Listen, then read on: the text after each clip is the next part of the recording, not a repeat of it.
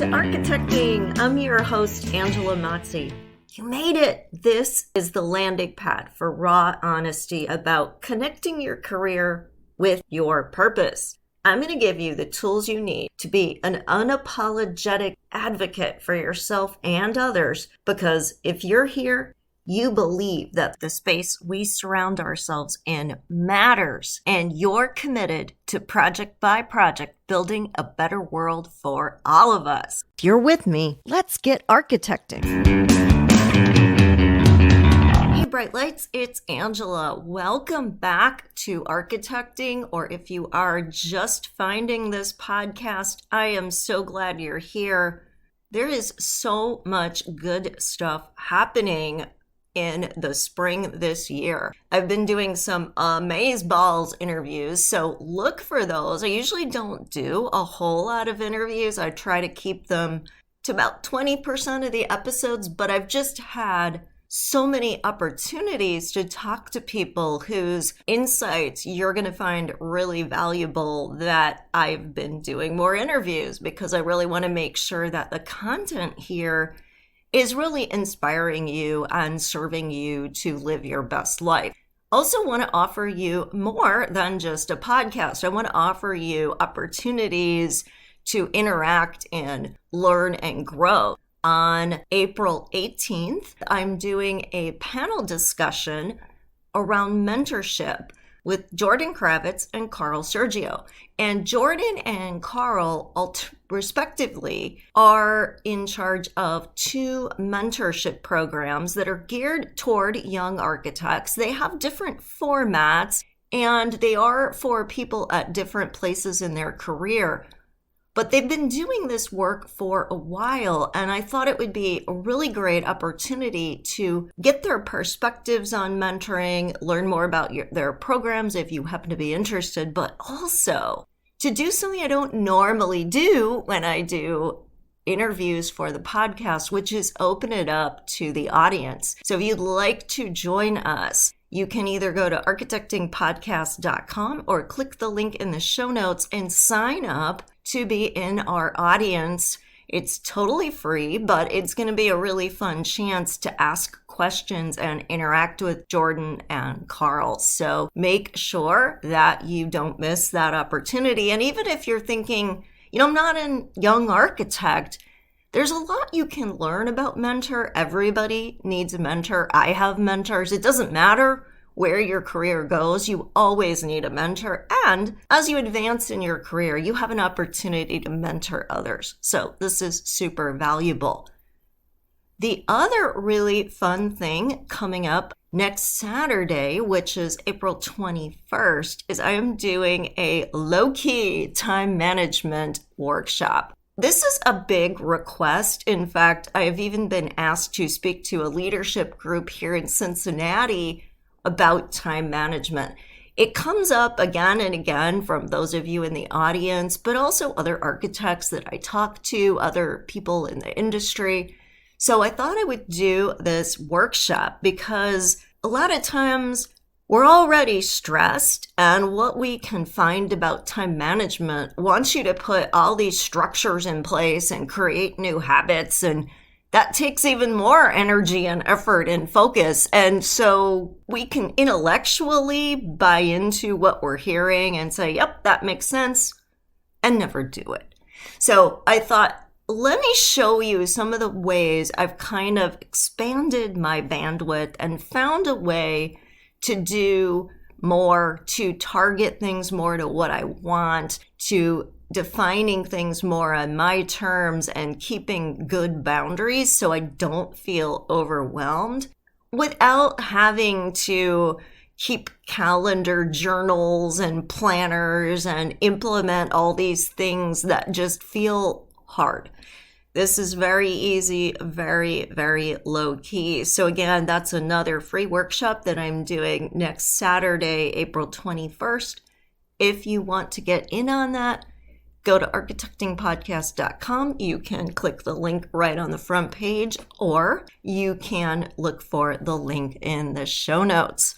Today, in light of both of these topics, I wanted to explore the I'm fine culture. that is so pervasive these days. It's becoming a meme. People laugh about it. People wear Halloween costumes. The truth is, there is a secondary benefit to saying, I'm fine. When you say, I'm fine, it really means you're stuffing down what's going on. You're not vocalizing it. You're putting on that happy face. You're pretending things are okay. But beneath the surface, it's not okay. The other thing that happens is there is a secondary gain when you say, I'm fine. And this secondary gain extends to a lot of the other things in our life that make us feel overwhelmed. A secondary gain in psychology is, what are you getting by what you're doing that's beyond the apparent thing that's going on? So a really good example of this is my son is like the wunderkind. He is doing so many things. He just came back from a trip to Greece and Italy. He's in 3 different choirs, all of which he had to audition for. He plays piano. He does all this stuff. And sometimes, like will happen to any 16-year-old, things fall through the cracks, right? Because he's just got so much going on. And so I will get notices. Hey, this homework in math, it's past due. What's going on with this? Primary benefit of not doing the homework was just he was busy and it freed up his time or let him go to bed earlier or whatever. But what I started to notice was even when he did the homework, he wasn't turning it in. Dig a little deeper, and it turns out he was embarrassed to have to go to his math teacher with something that was several weeks late and turn it in. His image of himself as a student would then be changed. And he was also very intimidated to have to admit that he did something wrong. So there was a lot of like guilt and shame and everything else wrapped up in it. Even though it wasn't serving him to not turn this homework in, the secondary benefit of not having to own that he made a mistake and that he has to fix it, the relief of not having to do that was a strong enough benefit that he was continuing to do things that clearly weren't serving him as a student. We do this so many times in our own lives. Like, think about when you say, I feel overwhelmed, I don't have time for that. The secondary benefit is you don't have to challenge yourself. You don't have to step outside of your comfort zone.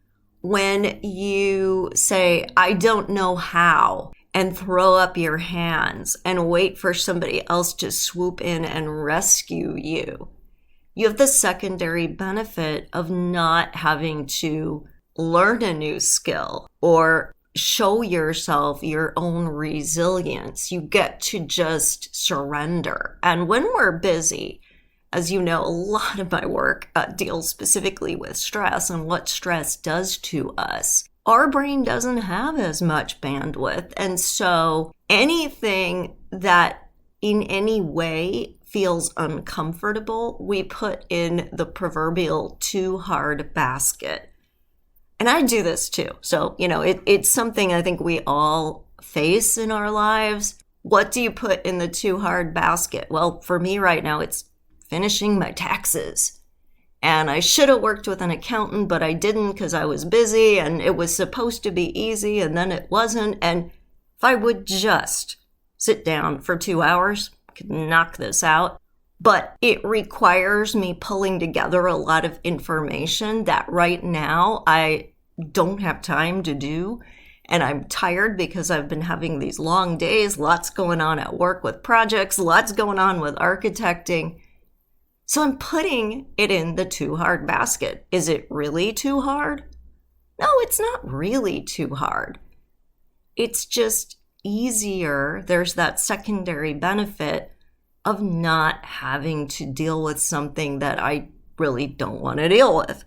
I've been doing a lot of research over the years into stress, but also clinical workspace and what supports someone and burnout, the need to create respite spaces. But then we learn as we develop these things that they don't get well used. So now, sort of shifting my work to why are people afraid to admit they need respite? Why is there this I'm fine culture that pervades, especially in the healthcare sector, but I think we can all relate to it. This stoicism that doesn't really serve us, but that we feel compelled to push ourselves. We feel embarrassed to say we need a break. We feel like we can't show weakness or that we don't have time to take time. Really wanted to address this today because it is showing up more and more and more. And the secondary benefit that comes out of that I'm fine is really getting to be the victim, the martyr. You get to give other people your power because then if something goes wrong, you have a place to put the blame that isn't you because you had to keep going. You had to push through the pain. You had to drag yourself across the finish line. You had to, so now nobody gets to question the results because they're lucky you did it at all. You alternatively had to turn that thing down. That was a great opportunity because you couldn't do it. So the I'm fine culture really, really, really is rooted in a toxic positivity. It's rooted in passive aggressiveness. It's rooted in codependency, a need to show up a certain way. Meanwhile, resentment is building, anger is building. And that means we're not showing up as our best selves for our coworkers, for our clients, for our family, for our friends, because we're not in a good place.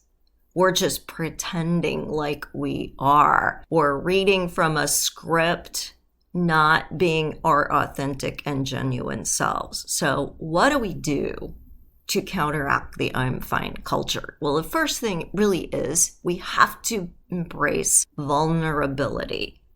And this is hard because if you are used to being the person who's fine all the time, who can make it happen no matter what, who's trading off your own happiness or your own personal evolution for making sure that life runs smoothly for everybody else, you don't feel that you even can be vulnerable because you're thinking about the needs of everybody else in your life and what will happen to them if you're not playing the role that you're playing. What I really cannot emphasize enough is you can pour into other people all day long, but if what you're pouring into them is the toxic sludge because you are utterly depleted, you're not serving them. You're not serving yourself. All you are doing is propagating a broken relationship. We need to be vulnerable. We need to take time. We need to be willing to say when we need the time, when we need the support, when I'd be happy to do it, but under these terms. Not as soon as possible, not drop everything. When we can be more vulnerable about what we need, when we can be more willing to take the time for self-care, even though it feels like we're not getting things done, it actually means that we are getting more done better in less time. Our brain is refreshed. It's more creative. The tired, exhausted, stressed out brain is full of toxic chemicals. You've heard me talk about this before, that our emotions are tied to every hormone in our endocrine system. And our physical body needs things like sleep and nutrition and movement to work all those chemicals through our system every day. When we deny ourselves those things because we're fine and we don't need it and we can make the sacrifice, we're actually poisoning ourselves. And we get addicted to that poisoning. But it is hurting our brain function and our ability to be creative and our ability to have patience, to be more willing to work with people, to have empathy, to see people not through our own wounds, but for who they are and what they're going through. So we really, really need to practice self-care. And when we do, all of a sudden we have access to the ability to be more creative, to be a better person in the world. And therefore, we're doing better work. We are a better resource to all these people that we think we need to be there for. We're actually showing up better for them when we take time for ourselves. What we can let go of when we want to drop being quote unquote fine is that we get to empower other people. Because if I can't do this for you right now, you either have to figure out how to do it for yourself, decide that it maybe didn't need to get done, or think of another alternative. Now that other person has to say, what can I do? How can I figure it out? If we want to really practice this, it means setting up really good boundaries about what you will and will not do, when you will and will not be available, being unafraid to let a situation fail or a person fail. Don't feel that you need to be the rescuer all the time. It's okay to fail. What do we learn from failure?